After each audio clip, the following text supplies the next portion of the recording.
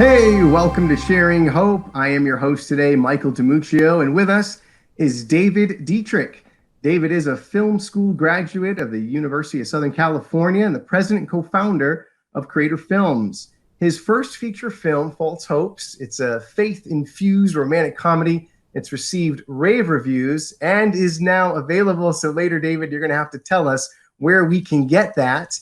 And David is a longtime lover of the arts, especially film. David creates and markets Christian multimedia through various web distribution venues. In his spare time, he loves teaching and encouraging others who have an interest in being a voice for their faith and the gospel through the arts. David is married, has 2 children, and serves as an elder at Covenant Grace Church in Menifee, California. So it is my pleasure to welcome to Sharing Hope, Mr. David Dietrich. Michael, it's a pleasure to be here. Thank you for having me. It's awesome to be able to talk about things of hope in a time of trial. Well, David, here we are, on Sharing Hope, which was created in the season of the coronavirus, with all the stay-at-home orders. And so let me kick off the interview here by just simply asking, how have you and your family made that adjustment? Has there been much of an adjustment? Talk about that a little bit. Yeah. It's kind of a mixed bag, right? You think back, like, this is week, 14 of the process. And I think back, like, the beginning, there's just that shock that, like, your whole life can change at a moment's notice. Like, all of the patterns, all of the things we took for granted. And I think once that kind of wore off and you kind of, get into a pattern, we've got kind of what everybody else does. The kids are being homeschooled. We've got work from home.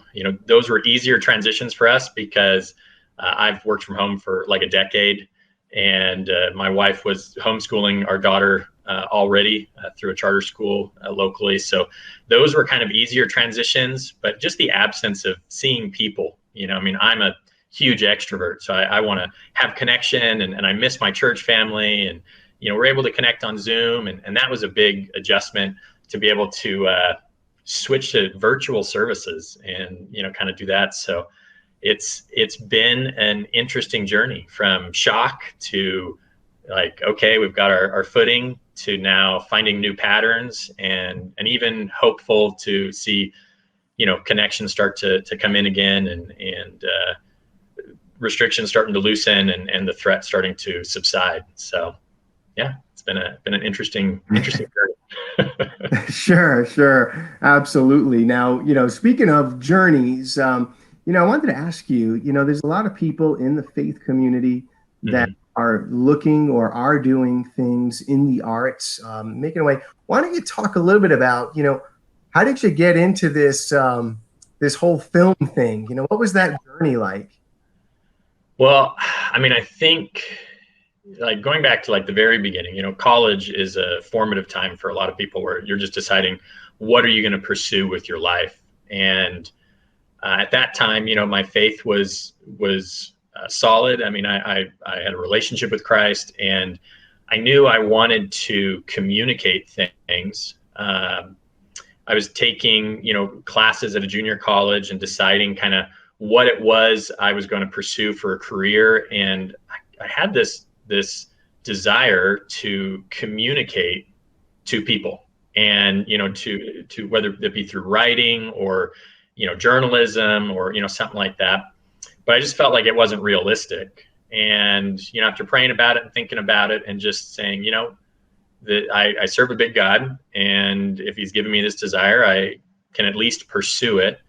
I decided I was going to write. I was going to do that. And then I kind of went from that step to communication in our culture is really done through media and through film and television. Even now, that was 20 years ago. Now we've got social media. The amount of media consumption that goes on in our culture is crazy. So yeah. I think I got into it because of that desire to communicate, and then recognizing that the medium of communication in our culture that could have the most impact was film production, television, storytelling through that. No, that's good. So it was kind of this It sounds like a more gradual call. Some people, it almost seems like they roll out of bed and boom, they get this epiphany. Yeah. But for you, it was this searching time in college. And so, like, you said you prayed about it, but, you came to that point where you knew this was a desire and I'm going to go after this. So now the next phase here, now you have to step out in faith. Yeah. About the process of once you know God's call, how do you go about, or how did you go about walking it out now? Yeah, I mean, I think there's like, I always feel like the call of Christ is a issue that sometimes we overcomplicate, right? I mean, I think a call is there's a clear calling that God has given us, right? I mean, we can look at scripturally, we've been called to, like, I as a husband have been called to provide for my family, protect my family. I as a Christian have been called to bear the fruit of the Spirit in my life. And I have the confidence, like we can see in Ephesians 2, in verse 10, it's talking about that God has set good works before us that we might walk in them. So we know that we are called to these things. And I think often we're trying to understand what our calling is so that we get it right, when in reality, like, God has called us to very specific things, and he's laid that path before us, and we can walk in it in confidence. But the key is, in my experience, is walking in it and not trying to get ahead of it. So when I thought, gosh, I would love to be able to make films, and this is where I want to go, there was a little bit of a testing of that calling, right? I thought, well, if I'm going to do this, I know it's going to be a difficult industry, right? I'm assessing, how do I do this? And I want to try to get a leg up, get ahead. And University of Southern California is, one of the top film schools. And I just thought, well, I know it's crazy expensive. I know my family, my dad's a grocery clerk, my mom's a stay-at-home mom. Like, they don't have a lot to contribute to this. I'm going to look at the schools that would make sense, and the schools that, would bring a good network and whatnot into this. And came on University of Southern California, applied there, found grant programs, kind of worked through being able to fund it, but also just putting that before the Lord and saying, all right, Lord, if this is your path for me, make provision, and holding it very open-handed. So, I mean, that was kind of the first steps of that. I always feel like finding the Lord's call in your life is asking yourself three questions. Like, do I have a desire to do this? Has a desire been given to me? Do I have talent to do this? Realistically, like, do I have a skill set in being able to do this? And then, is there opportunity? And those three things, when they come together, I mean, I feel like the Lord is with you, and take steps of faith in it, as long as that's the truth. As long as you've got talent and desire and opportunity, go for it. That's good. And, when I think of your journey, you mentioned something to me in one of our first conversations about, when people have a vision, that usually there's a need for others to come alongside you. Yeah.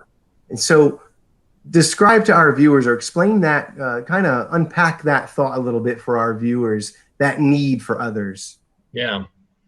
Well, I mean, I think that, like, we're communal creatures, right? Like, God has created the body of Christ with the church. He's, created just people as a community. He's created the world as, like, ecosystems that interact with one another.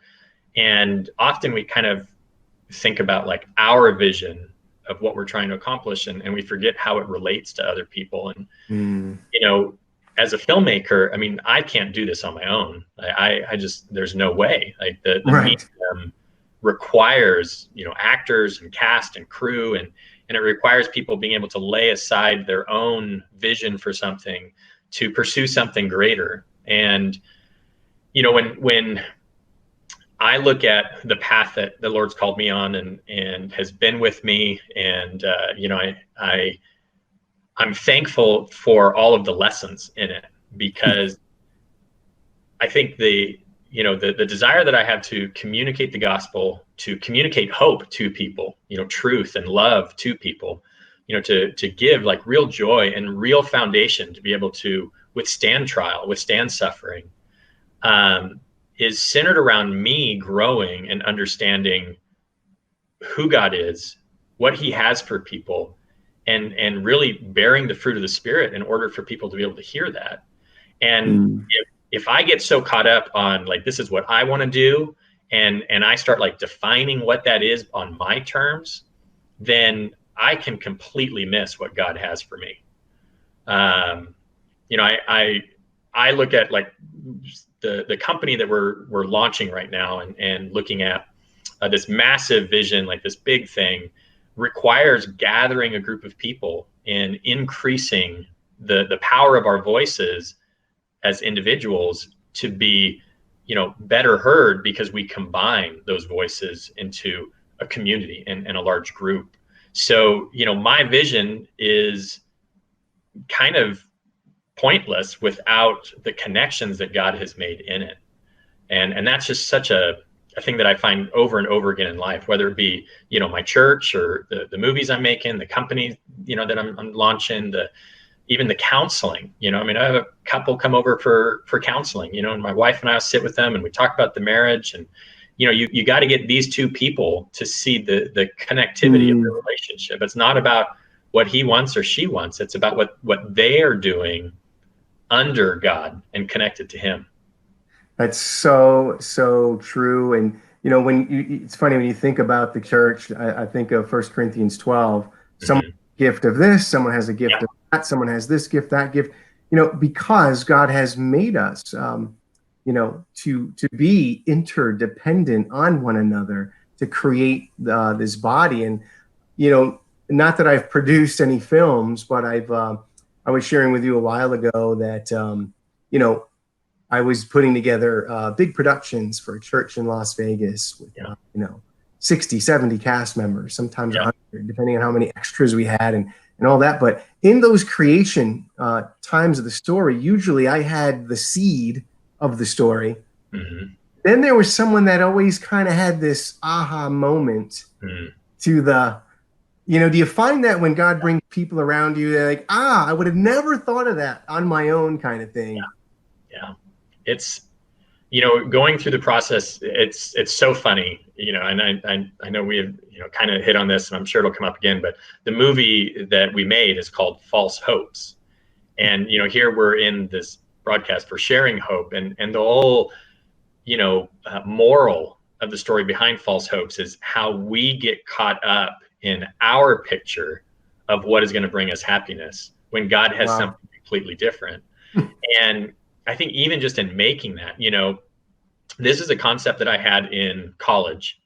And, I like a lot of the story comes from, just things that we learn at that time. You're single, you're in college, you're seeking a spouse, you're thinking about, what would make a good spouse? Like, what am I looking for? And, that kind of process, that maturing step in my life, taught me things about who God is and who I am, and how the gospel, penetrates that. But as that concept is then years later, brought to my co-writer, and I present that to her, then she brings in other elements that, I didn't have in the beginning. And then as we take that script after, a year of writing and rewriting, and we go to, raise investment, and we get people to invest in this film, and they see elements and are excited about elements that, we didn't see before. And then you start going to casting, and any script is just a skeleton. And we had such an amazing cast. They would come in and they would just study these characters, and they would learn them, and they would give them motivation. And, it was such a wonderful process of being able to find these aha moments and see the story change and become more potent and more fun and, more lighthearted, and yet at the same time still have these really engaging, dramatic moments and these spiritually, rich moments, and everybody kind of coming together to find the same thing. And the cool thing about this was it wasn't all believers on set either. So as this was happening, there was a really cool thing that happened while we were filming. We we were a low budget film. We're shooting in 20 days, and we're so scheduled out. I mean, we have 12 different locations. We have about 10 primary cast, about 80 extras. I mean, we broke numerous rules of low budget filmmaking, and we really gathered a community of people to help bring it to life. But we're on such a tight schedule, and there was this one day, and we had this external shot. We had to shoot it in this driveway, and it's got a car and it's got the cast, and we have this location for that day. And we'd scheduled this months in advance, and it was raining. And we woke up in the morning, we looked at the forecast, and we were like, what are we going to do? And I gathered the crew together and the cast together, and I said, you guys, like, we're going to get through this, but I don't know how right now, and we just need to lift this up. So we prayed that the Lord would give us a reprieve and that the rain would stop. And we rejuggled our day, and we're like, we can do these now while it's raining, and we're just going to wait on the Lord and see what happens. And we, as soon as we said cut, and we got the last shot for this other sequence that we were going to shoot that night, my associate producer comes in and she's like, hey, it stopped raining. And I said, okay, let's go get set up. Everybody go. We get set up and we get the shots that we need. We have about an hour and a half in the middle of the day that was totally not supposed to be, sunny and not raining. And we get the shots we need. And as soon as we say cut and we give this praise the Lord, like we got it, and everybody kind of cheers. And then we all start feeling the rain. Rain. And that's great. We're like, get the equipment inside, let's go on to the next thing. But it's just being with the Lord is a step-by-step journey. And the hope is not in knowing what each step brings, but knowing that God is with us and he's going to get us to the end point, which is that eternity with him. That's the thing that really just drives it home every day for us. That's right. And I'm glad you just brought up that anecdote from the set, because you use the word you don't know, or it's like you're in a place of not knowing. And I want to shift gears momentarily here, David. Here we are. Hopefully we're coming out of this Corona season as it is, but for the people that are home right now watching this, or maybe they just can't get out much anyways because of their health in general, and they're listening to this, can you think of a time, obviously no one's been through coronavirus before, but can you think of a time in your life where, say, you were full of uncertainty and all you had maybe was the Lord, or, can you talk through any times that, were a real valley for you? You saw God's faithfulness bring you through it. I think one of the most pivotal moments in my life was while I was in college, and or actually right after I'd kind of gotten out of college. But I had this idea of what I wanted out of life, and my brother and I had opened a business. It was like a computer arcade. And, it was kind of like just paying for itself, and it wasn't really, vastly successful. I was still living with my parents, graduated college, moved back home. We didn't have enough, income to be able to kind of support myself. I was a single guy, wanted love, wanted companionship. My degree, through a hiccup at SC with one of the counselors, I was one upper division unit short from getting my diploma. Already moved out and everything. So I had this list of things that I was like, Lord, this is what I want. And at the same time, I was growing in my faith. I was serving at a Bible study. I was attending church. I was in the community seeking him. But I had these 6 things that I wanted. And it was funny because we kind of got to this point, my brother and I were going to purchase a home. We were looking at possibly being able to sell the business. I was looking at, I could transfer some units in to complete my degree, like do an online thing. Mm. There was a girl that I was interested in who, looked like, yep, like this could work. Like all of the things that I wanted were kind of like looking like they were going to come to fruition. And I remember thinking like, Lord, you are so good. Like, this is like, I'm just full of joy and praise. And then one by one, each of those things fell through in a way that wasn't just that they didn't work out, but like they just turned over. Right. So there were like little things like an example would be like, we were going to buy this house. And at that time, it was really hard to find a house. The market's going crazy. I mean, this is like early 2000s when there was, before the bubble popped. And is this new development. And, we found out about it. We went, we told another person that we knew about it. And then there was a lottery. And then he got the ability to choose and we didn't. So it was like, we told this person about it, like we brought them in and then they're getting one. And then like, we don't even have the opportunity to make an offer or to choose anything in this phase. And then, like the business kind of falls through, but not only does it fall through, but like it falls through, we lose the deposit that was given, like everything kind of, goes through. And then we have this issue with the landlord, so it not only does not fall through that we can't sell it, but then like there's troubling things that come with it. And, the degree, like I'm looking for, I can transfer units in, but it has to be upper division unit. And none of the schools that, are around me have upper division units that can transfer. Like everything that thought it was going to work out just tears down. Oh, wow. And I remember, the last thing is this girl, kind of breaks up and, young single people, like, man, heartache is real. Like my prayers to all of you out there who are single, searching, like just trust the Lord. Like it'll work out. It's great when it does. And God is with you right now. Like you are not single. The Lord is with you. My wife was much better about that growing up than I was. But when all of this kind of broke out and I'm sitting in this situation where, like I've lost all of these goals. This girl's not interested in me. And I'm feeling like the Lord just set me up. Like he set me up with all of these things and he dangled them in front of me. And then he pulled the rug out from under me. And I remember feeling like this hopelessness because it wasn't that I disbelieved in God. Like I feel like creation and, just logic and all of these things, like I know that God is there, but I just questioned his goodness.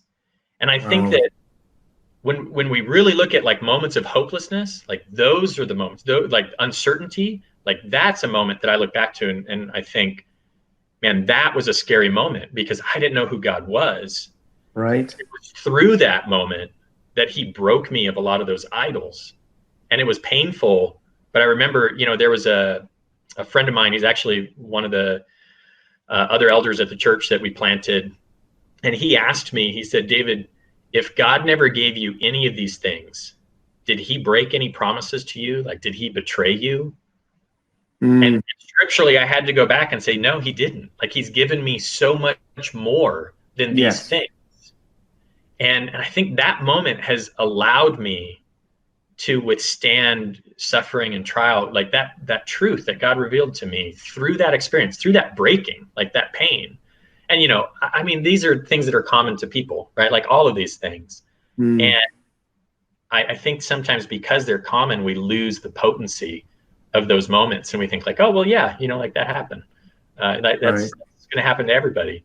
But it's so important that we look at those moments when we don't know how this is going to happen and lean back on the power, the goodness, and the wisdom of God and our eternal perspective of we're not created for this world and we have greater things that are coming. And when those two things get mixed up, I think it causes us confusion. And, I mean, obviously this was emotional confusion for me at that time. Sure. That's helped a ton. And, we've gone through, my wife and I lost a house, unemployment,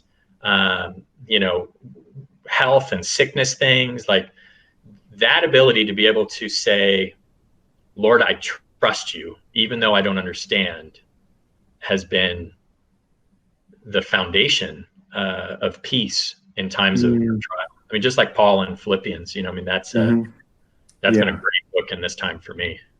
Wow. Wow. Yeah. Every single one of those things that you're talking about, in my mind, I'm getting flashes of Mm. most exactly those things being just kind of the picnic blanket being pulled out, and there goes the macaroni salad, there goes the iced tea, there goes my sandwich in the dirt, and it's like, yeah, as one person put it, I knew God loved me, but I wondered if he liked me, kind of thing. Yeah.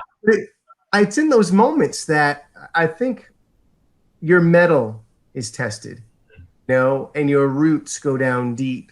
And if you really are like in the Lord, Hmm. the response is going to be that though you have these questions innately, your roots are just going to like grab onto him because he's there. That is the hand that is going to pull you up out of the water. Yeah. And I'm sure as you've gone through even, you know, the journey with false hopes, Hmm. you have these moments, oh, it's going to rain all day, or, Yeah. where's the funding coming from? I don't know if those things were a thing, but talk a little bit about, even just the creation of this false hopes. Where did that come from? How did you write the story? And, you mentioned some others put some things in there, but I know sometimes it's a dry road going in, or you've got these ideas, or you're full of excitement, but you're like, but wait, how? Talk about that journey a little bit. Well, I mean, it really was like a 20-year journey because, in college, like I said, college is when I had the concept, and you know, I would take cracks at it and write 30 pages or 35 pages, but then just really come to the grips that I'm not lock myself in the room and write on my own. Like I'm just I don't know, I'm too extroverted or too distracted, too ADD, too something. Mm-hmm. And I met my co-writer Cindy Monroe, and we worked on a script concept that she had, and kind of went through that process. And then when we were done with that and realized we work well together, I pitched her this idea, so we kind of wrote that. And so that took a couple of years, and then it took a year to secure the funding, and then it took Wow. a year to do production, and then it took I mean, so it's just this like really long road and process to do it. Sure. But one of the things that I learned through that process is, in the beginning, like when I was in college, I was interviewed in like the school newspaper or whatever. Mm. And it was like a thing that they were doing on, like, it was at the junior college of, what do you want to do? Or what are you studying? Where are you going to be in 5 years or 10 years? And I Right, had right. this great quote that they loved, and it said, I'm going to be the director and producer of epic films. And so they loved it, and they were like, oh, that's so great. It's so different than everybody else. And I was like, well, there's probably a lot of people that have that desire, but I was the only one that they talked to. So, I think back on that, and I think about at that moment in time, I was so focused on the picture of what success looked like that it distracted me from taking the steps I needed to get there. Wow. And I was so concerned about what I wanted to do in the end that it was almost like, pride or, laziness to build and take the steps that God had put before me in order to get there. I mean, I'm not Steven Spielberg or, Christopher Nolan or, anybody who like is a big power player anywhere. We opened up the first day of shooting with False Hopes, and I said, you know what, like you guys, like we live streamed our first shot and to all of our, followers, and we're kind of doing a social media thing. And I told everybody, it's like, this is David versus Goliath. And, we know that we're coming into this as a long shot, but we also know that God is with us. And, if God is with me, like I don't need anybody else. That's And right. but it also doesn't mean that just because God is with me that like suddenly my road has no obstacles, that Right. no complications.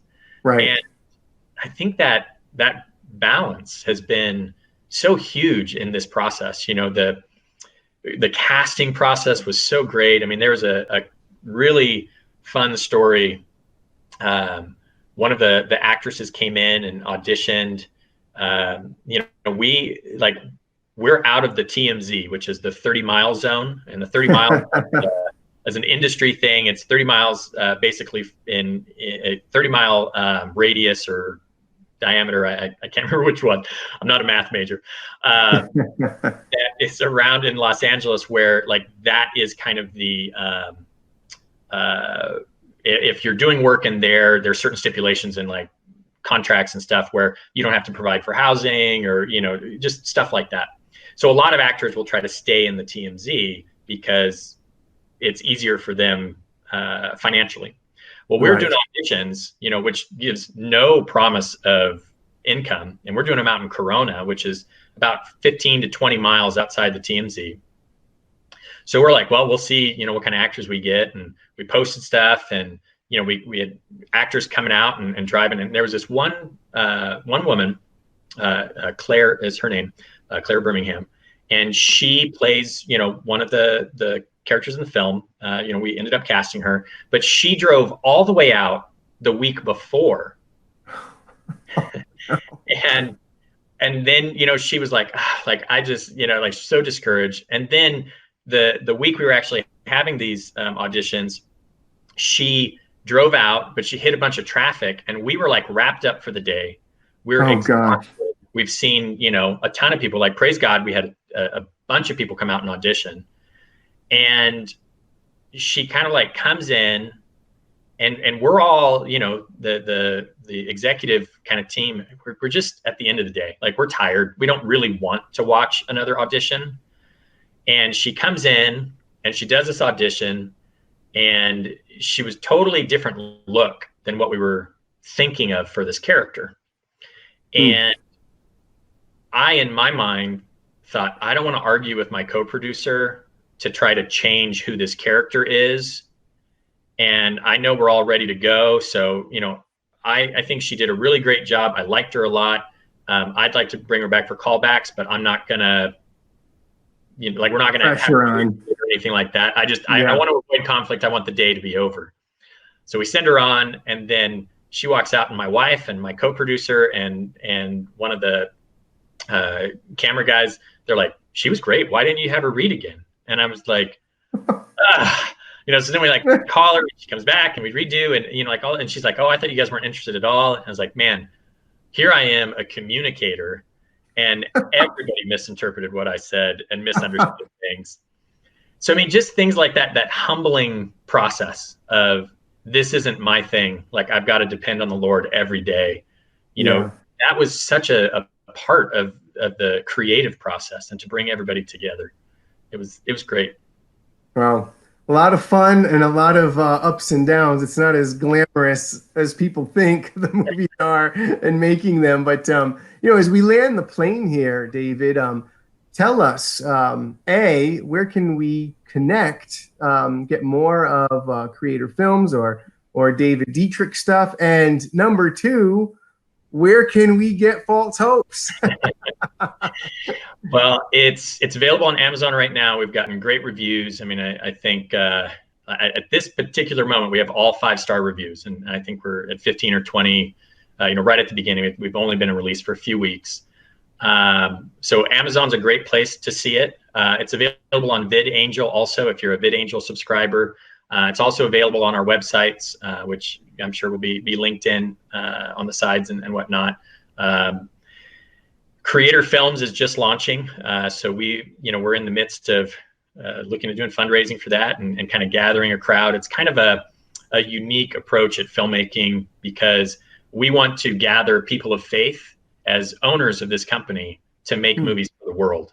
And we want to make stories like Christ did. If you think about the parables, Jesus told a parable, and the whole crowd understood the story, right? Everybody understands the prodigal son. They understand the characters, they understand the drama, they understand the resolution.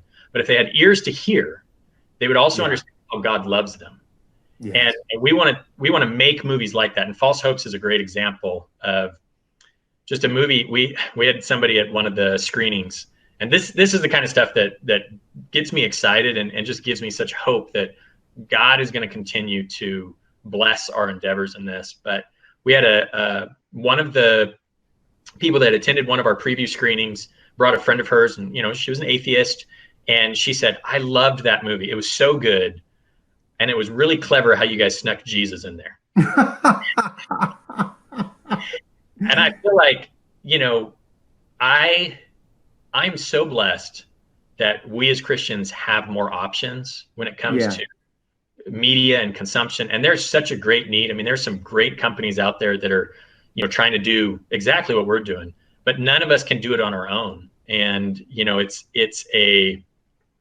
it's a cool thing to be able to say, we made a movie that an atheist saw, at least one, that didn't walk away from it feeling like those people don't even know me, but felt like they enjoyed the message. And if that can be a seed that the Spirit gets a hold of, because I'm not going to change anybody's heart, that has to be the Holy Spirit. That's right. And we just want to plant seeds with these stories. Mm-hmm. So. Well, very good. Well, folks, go out and check out False Hopes. And in the meantime, David, again, we want to thank you for sharing your time and hope. Yeah, thank you for having me. It was a pleasure to be able to go. The pastor in me wants to leave everybody with a blessing and just like a benediction of, God is with you. God loves you. Don't feel like you're alone. Whether you're experiencing that in a time of crisis right now with COVID, or if it's a life situation that is, created that where you're bedridden or anything like that, like the Lord is with you, and just meditate on him and seek him. He loves you. He is wise and he is doing things. He's powerful and he can change things, and just submit to him and worship him in times of trial to renew your hope, renew your joy in him. So just go with the Lord, everybody, and be a light for a world that doesn't know that when we do.